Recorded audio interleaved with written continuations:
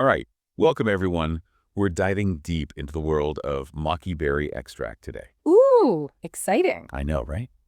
We'll be looking at a really interesting study called, and get this, bioavailability study of Maqui Berry extract in healthy subjects. Catchy title. Yeah, well, scientists, they're all about the facts. Straight to the point. Exactly. And that's what we're going to do today, too. Love it. We're going to figure out if this Maqui Berry extract, the one that everyone's calling a superfood, actually lives up to all the hype, especially when it comes to antioxidants. Always good to see science put those claims to the test. For sure. Right. So before we jump into all the scientific details, Okay. could you give us, a quick rundown of what Maqui berries even are? Why are people so obsessed with them? Okay. So maqui berries, they're these small purple berries. Okay. And they're native to Chile and Argentina. Interesting. And they're known for being, well, packed with anthocyanins. Anthocyanins, right? Those are those powerful antioxidants. You got it. They're linked to all sorts of potential health benefits, like so many. Yeah, antioxidants are everywhere these days, it seems like. They are. It's all about fighting those pesky free radicals. Right. Fighting the good fight. But what makes the anthocyanins in Maqui berries, are they special or something? They are kind of special. Maqui berries are super rich in, get this, delphinidin. Delphinidin. It's one of the strongest antioxidants, like the top tier, Oh, wow. So it's like the VIP of the antioxidant world? Exactly. But here's the catch. Just because a food has these great compounds doesn't mean our body knows how to use them. Oh, right. It's like having a Ferrari but not knowing how to drive stick shift. That's a great analogy. I try.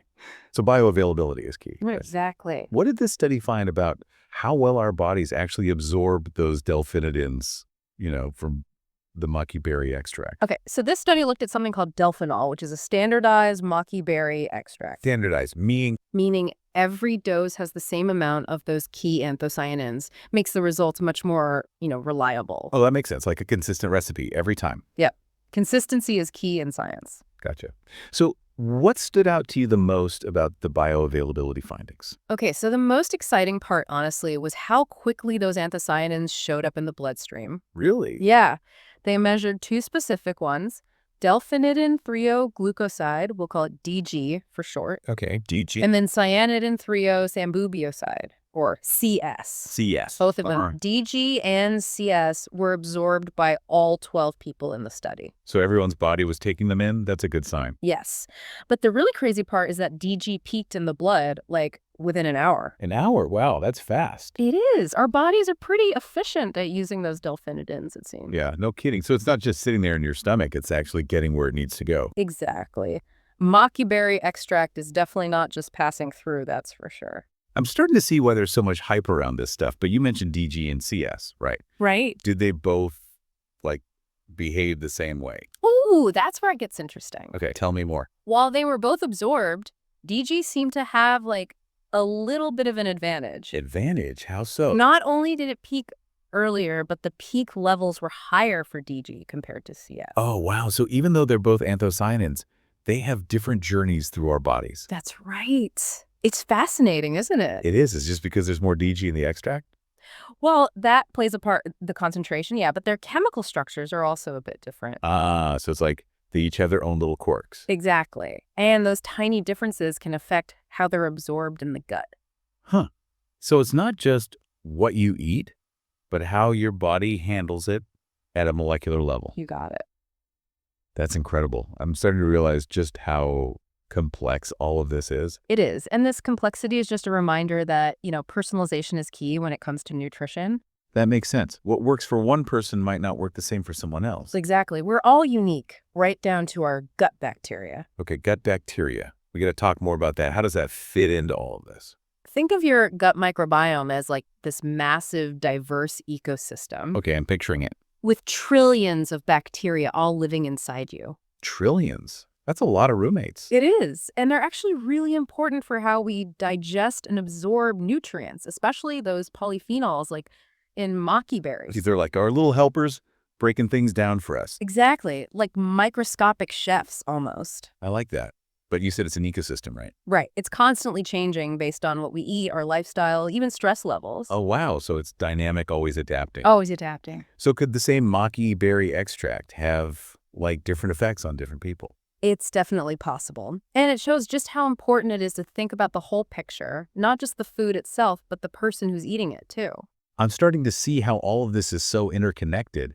It's not just as simple as popping a pill and calling it a day. Right, it's way more nuanced than that. Okay, so we talked about the anthocyanins, but what about those breakdown products you mentioned? The ones that come from those anthocyanins, what happens to those? Yeah, those are interesting. They found traces of two of them, gallic acid and protocatechuric acid. And what do those do? They're still being studied, but some studies suggest they might have their own beneficial properties, like antioxidant, anti-inflammatory, even anti-cancer effects. Really? That's what the research suggests, yeah. But we still need more studies to confirm, for sure. So it's like a chain reaction of potential benefits. You start with the anthocyanins, and then they break down into these other compounds. Exactly. It's a cascade, almost, and that's why studying polyphenols is so exciting. There's so much to learn. Okay, now hold on. Before we get too carried away with all these potential benefits, Yeah. I have to ask, what about safety? Did the study mention anything about side effects? That's a great question. And the study did note that the extract was well tolerated by everyone. No side effects were reported. Okay, that's good to know. Yeah, it seems to have a good safety profile. So just to recap, we've learned that the key anthocyanins in Maqui Berry extract, they're not just hanging out in our stomachs. Yo. They're actually reaching our bloodstream, and pretty quickly, too. Exactly. And it's important to highlight, we're not talking about just, theoretical benefits here. Right. It's not just hype. We have evidence that these compounds are actually getting into our system and becoming available for our bodies to use. This is starting to sound less like a superfood fad and more like, legitimate science. It really is. But I'm sure this is just the tip of the iceberg. Right. Oh, absolutely. This study was really just a starting point. There's so much more to learn about this stuff. So much more. We've got a whole lot more to cover, especially about those long-term effects and how other factors, can influence absorption. All right, well, I'm definitely hooked now, so we'll dive into all those juicy details in the next part of our deep dive. Can't wait. Thinking about how fast those anthocyanins are absorbed makes me wonder about polyphenols in general. Okay, now you got me thinking. And how they affect our health, like the big picture stuff. All right, give me the big picture. How does Maqui Berry extract compare to other polyphenol sources out there? Well, remember how we talked about delphinidins? The VIP antioxidants? Exactly. Maqui berries are like one of the best natural sources for those. Oh, wow. So it's not just any berry. It's like the champion of delphinidins. Pretty much. Okay, but lots of fruits and veggies have anthocyanins, right? They do. So what makes Maqui berries so special? Is it just the amount of delphinidins, or is there more to it? It's a bit of both, actually. Okay, how so? Maqui berries have a high concentration of delphinidins, and on top of that, our bodies can absorb them really well, like that study showed. Oh, right. So it's like a double whammy. They're packed with them, and our bodies can actually use them. Exactly. It's a winning combination. I see. So it's not just about what's in the food. It's about how our bodies can access it. You're getting it. Before we go too far down the Maqui Berry rabbit hole, though, I have a question about the study itself. Okay, shoot. You mentioned 12 participants, right? Yep. Was there anything, special about the group they chose? That's a really good question, actually. Shows you're paying attention to the details. That's right. It's important, for sure. The researchers picked a diverse group of healthy volunteers, so 6 men, 6 women, Okay, equal representation. all between 18 and 50 years old, all with a healthy BMI. So a good mix of people. Makes the results more, applicable to a wider range of folks. I see. So it's not like they just tested on, say, a bunch of athletes or something. Exactly. You want a good representation of the general population. Makes sense. But even with a diverse group, 12 people still seems kind of small, You're right. That is a common limitation in research. So can we really trust the findings if the group is so small? Well, this study definitely gives us some good insights, but yeah, we do need bigger studies to confirm these results. Okay, so consider this a sneak peek, but we need more data for the full picture. That's a great way to put it. Let's shift gears back to those differences we were talking about between DG and CS. Okay, what about them? I was really fascinated by how they, have different journeys through our bodies. I know, it's pretty wild. So DG reached those peak blood levels way faster than CS. You remember the runner analogy? Oh, yeah. DG is like Usain Bolt just sprinting ahead. Well, CS is taking a more scenic route. I love it. But what causes that difference? Is it something in their chemical makeup? Bingo.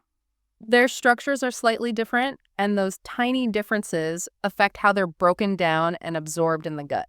It's like they have different keys to unlock the door to the bloodstream. That's a great way to think about it. So it's not just about what you eat, it's about how your body interacts with it on a molecular level. Exactly. It's mind-blowing, isn't it? Totally. Mm-hmm. And this complexity, does it mean that what works for one person might not work the same for another? It absolutely can. Remember our gut bacteria. Oh yeah, those trillions of little helpers. They play a huge role in how we digest and absorb things, especially polyphenols. So our gut microbiome could influence how we handle those anthocyanins. Big time. It's like everyone has their own unique team of microscopic chefs working behind the scenes. It really is. And the composition of that team, which bacteria are thriving, is always changing. Based on what we eat, our lifestyle, all that stuff. Exactly. It's super dynamic. So the same Maqui berry extract could have different effects depending on, someone's gut health. It's definitely a possibility. It just shows how important it is to consider the whole picture. Okay, I'm starting to see how all of this is connected. It's way more complex than I thought. It's a whole intricate web. All right, I want to circle back to those breakdown products of the anthocyanins. The support. Yeah, the support team. You mentioned they might have their own activities in the body. Can you tell us more about that? Well, the specific ones they found in this study, gallic acid and protocatechuic acid, they're still being studied. Okay. But other breakdown products of anthocyanins have shown some really interesting effects. Like what? Antioxidant, anti-inflammatory, even anti-cancer properties. Wow, so it's like a chain reaction of potential benefits. You got it. You start with the anthocyanins, Yeah. and then they break down into other compounds that might also be good for us. It's a beautiful cascade, and that's what makes this research so fascinating. There are so many layers to uncover. Okay, I have to ask, though, about the safety of those breakdown products. Right, important question. So we'd be worried about them, building up in our bodies. That's a great point, and it's something scientists are still looking into. So we don't have all the answers yet. Not yet. This study focused on a single dose, remember? So it doesn't tell us much about long-term effects. So the long-term impact of those breakdown products is still a bit of a mystery. For now, but it definitely warrants more research. It sounds like we need more studies, those long-term ones, to really understand the full picture. Exactly. We've got the short-term snapshot, but we need the whole movie. This whole conversation has me thinking about how much we still have to learn. Right. There's always more to discover. It's not about having all the answers. It's about, embracing the process of discovery. I couldn't agree more. Science is all about constantly learning and asking new questions. Well said. This makes me think about how people might use Maqui berry extract in their daily lives. How so? Well, if those breakdown products stick around, maybe timing and dosage become even more important. You're thinking like a scientist now, connecting the dots between the research and real-life applications. I'm learning from the best. But you're right. This study suggests timing could be a key factor. It really does. The fact that those anthocyanins get into our blood so quickly, that's valuable information. Absolutely. Knowledge is power. It's like we're piecing together a giant puzzle, and each study is another piece. Love that analogy. And as we learn more, we can make smarter choices about our health. Exactly. It's all about empowering ourselves with knowledge. I couldn't have said it better myself. It feels like we've covered so much already, but I'm excited to hear what else this study uncovered. Any other interesting tidbits hiding in the data? Oh, there are definitely a few more things worth highlighting, especially when it comes to the study design itself. We were just talking about how this research could, change how people use Maqui berry extract. Yeah, it really shows how much we're still learning about this stuff. Right. It's like we're just scratching the surface. Exactly. And speaking of learning, one thing that really stood out to me was how carefully they designed the study itself. Oh, you mean like all the controls they put in place? Exactly. They were really meticulous about keeping things consistent. Okay, we talked about the standardized extract. Right. But why was it so important to standardize everything else in the study too? Think about it this way. Imagine trying to bake a cake, but you keep changing the oven temperature, the ingredients, the baking time, everything. Okay, chaos in the kitchen. Total chaos. It would be impossible to know what actually made the cake turn out the way it did. Right, too many variables. Too many variables, exactly.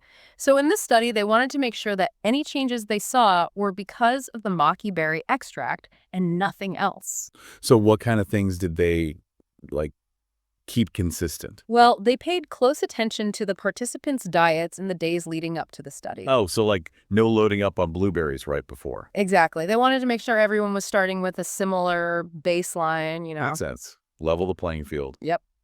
And they also provided standardized meals during the study itself, same food, same time for everyone. Wow, so they were really trying to eliminate any outside factors. As much as possible, yeah. Why go to all that trouble? Well, it's all about making sure the results are reliable, you know. In science, it's super important to be able to say, hey, we saw this change and we're pretty confident it was because of this specific thing. Oh, so it's about like cause and effect, isolating the impact of the Maqui Berry extract. Exactly. It's like solving a puzzle. You have to eliminate all the wrong pieces before you can see the right one. I see. It's like they were being super detectives, making sure they got the right clues. Exactly. And that attention to detail, it makes their findings that much more convincing. Okay, I'm impressed. But even with all that planning, I'm sure there's still some like limitations to the study. Oh, absolutely. No study is perfect. So what are some things we should keep in mind? Like, what are the caveats here? Well, the big one is that they only looked at a single dose. Right, we talked about that. It gives us a glimpse, but it doesn't tell us what happens with long-term use. Like, does the bioavailability change over time? Do those breakdown products build up? Those are all really important questions, and unfortunately, this study doesn't answer them. So it's like a teaser trailer. We need the full movie to really understand the whole story. A great analogy. And it just goes to show there's always more research to be done. It's like a never-ending quest for knowledge. Exactly. And that's what makes science so cool. It's always evolving. This whole conversation has me feeling like both excited and curious. Yeah. It's incredible how science can unlock these secrets about like natural compounds and their power. It's mind-blowing. Well, as we wrap up this deep dive into Maqui Berry extract, Okay. I want to thank you so much for like breaking down all this research for us. My pleasure. It's been fun. I know I've learned a ton, and hopefully everyone listening feels just as inspired to keep exploring the world of health and nutrition. That's what we hope for. And remember, everyone, this deep dive, it's just one piece of the puzzle. There's a whole universe of knowledge out there waiting to be discovered. So stay curious, keep asking questions, and who knows what amazing discoveries await us. Until next time, stay thirsty for knowledge.